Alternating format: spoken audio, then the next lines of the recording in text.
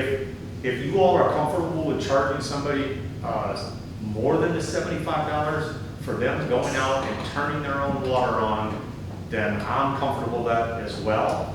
I want to do everything I can to make sure that the residents have access to water with a reasonable amount of money coming out of their pocket, but yet I feel as though it's important for the city as a whole so that you don't go out and turn your own water on and you say, well, okay, it's only $75, whatever, I don't care. So I want everybody to be aware that when you go out and turn your own water on, that you're gonna have to pay for it. Because Well, if somebody comes Yes. in after 4 o'clock on Friday to pay that, what they owe, and their water's off, can they get their water turned back on before Monday? yes, ma'am. Well, you can. Yeah. I don't know, because it says it won't happen. I think, I'm not clear what the science is out there, but it's something about 4 o'clock is the cutoff time to pay your bill. That's to start services. Oh, to start, okay. Right. I just want to make sure that, somebody's not left hanging and then by that Well, same that's measure, when they we go have out and to- turn the water on because they paid their bill and then they get busted for it. Right, and that's when we have to call in the on-call folks, Okay, and we pay them to that's come what I out. was So, checking. yeah. Okay, no problem. Mike, when y'all turn the meter off, y'all take a reading, right? Oh, yes, sir. Yeah, so We- you know when it's turned. Correct. Yes, sir.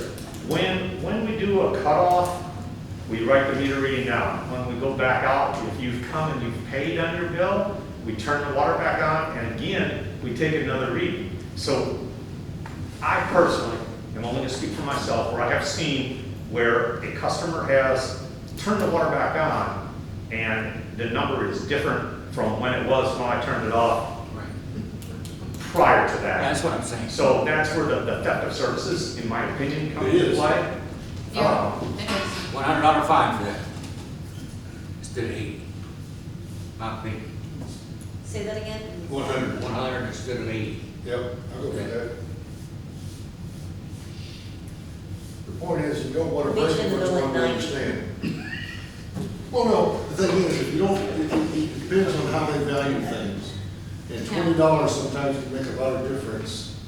$80 is that, but you make it 100, so, oh, 100 sounds like twice as much as a lot of people. Scary, Yeah. more scary. I think we either need to keep it at 80 or 85 for a reconnection fee. I think 100's too much. This is not for a reconnection, this is, well, it is, but I'm talking about tampering. He turned it off, and somebody goes right back and turns it on, and uses whatever they need to the next morning, turn it off. That's when they again. get hit with that $200 fee. That's No, when it's no. been removed. That's what The the tampering fee fee is 75. This one is 75. This is To turn it back. reconnection, when we have to go back and put your meter back in. Right.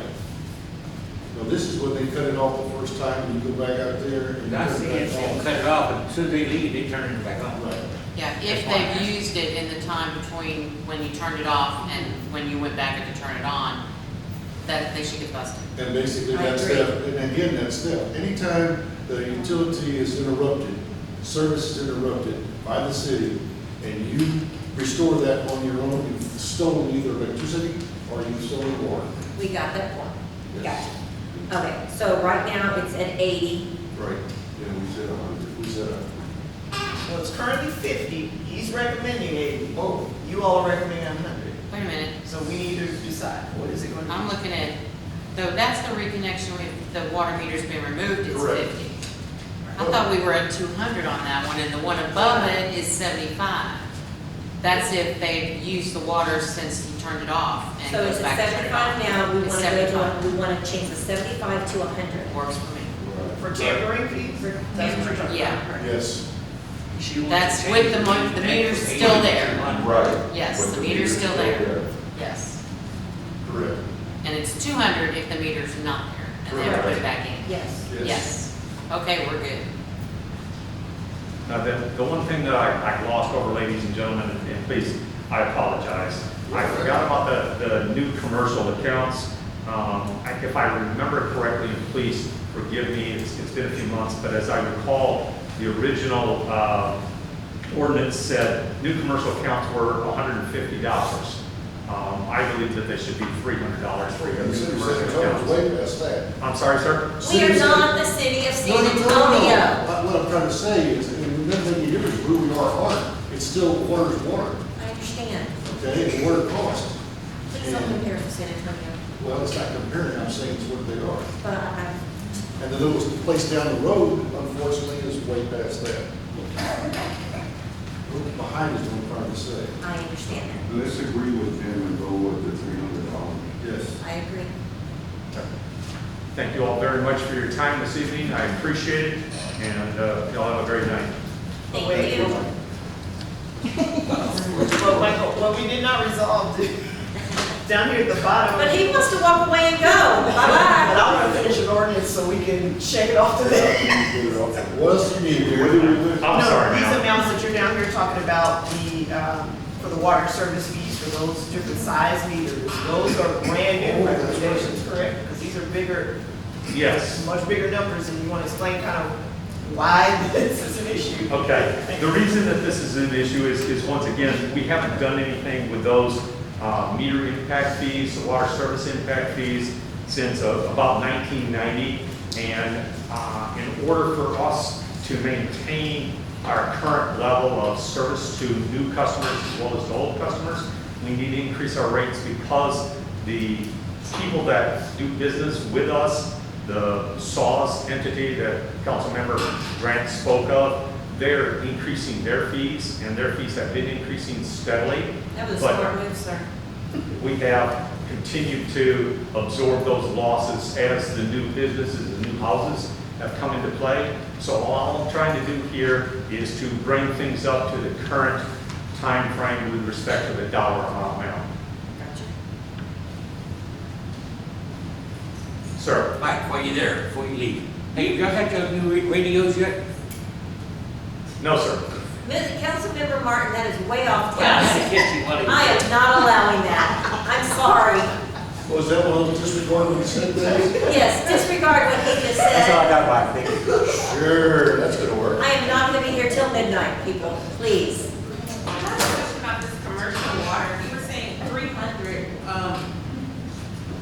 so, okay, from 150 to 300, I actually think 300 is low. It's not, it might be a little bit low, ma'am, but it's not unreasonable. It's in line with some of the other commercial accounts, as I recall, that our ordinance talks about. The difference is that some of the newer commercial accounts have very small garbage cans, and I know that's not the correct terminology, the big dumpsters. Some of them have small dumpsters and some have larger dumpsters.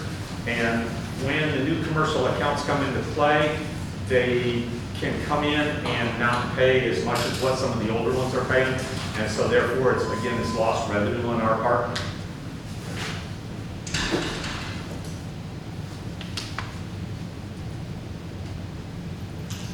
Okay, I'm sorry. I'm on backtrack. So, lost revenue, what do you mean by that?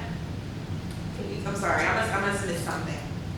When a new commercial account comes into play, Okay. and if we don't charge the minimum deposit, and for whatever reason, the business is not successful, they walk away and they don't pay us what they owe us.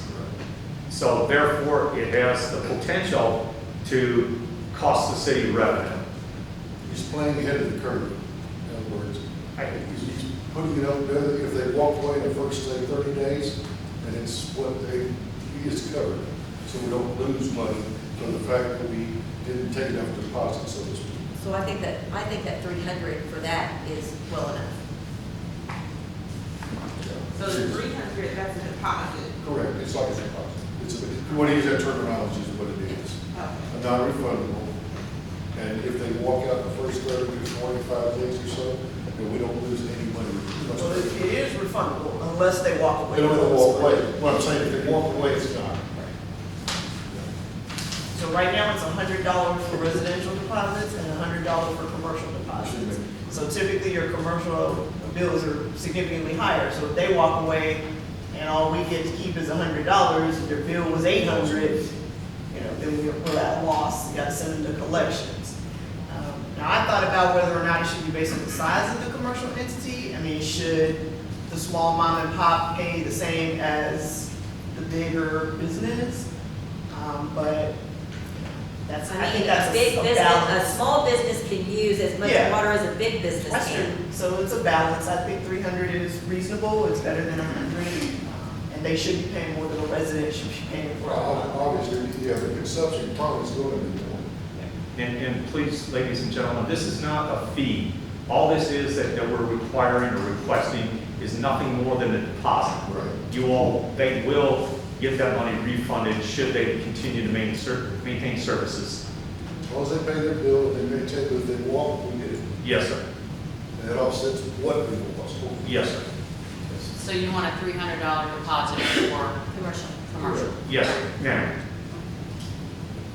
That works. It does. All right, Mooney, can we let him go now? Yes, thank you. I would like to talk more people.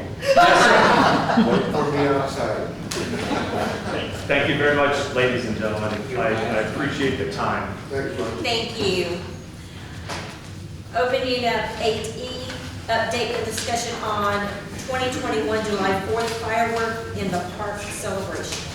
Okay, so that will be very brief. I just wanted to give a final recap on how we did for 4th of July. So we actually brought in, as far as sponsorships and revenue, $19,670.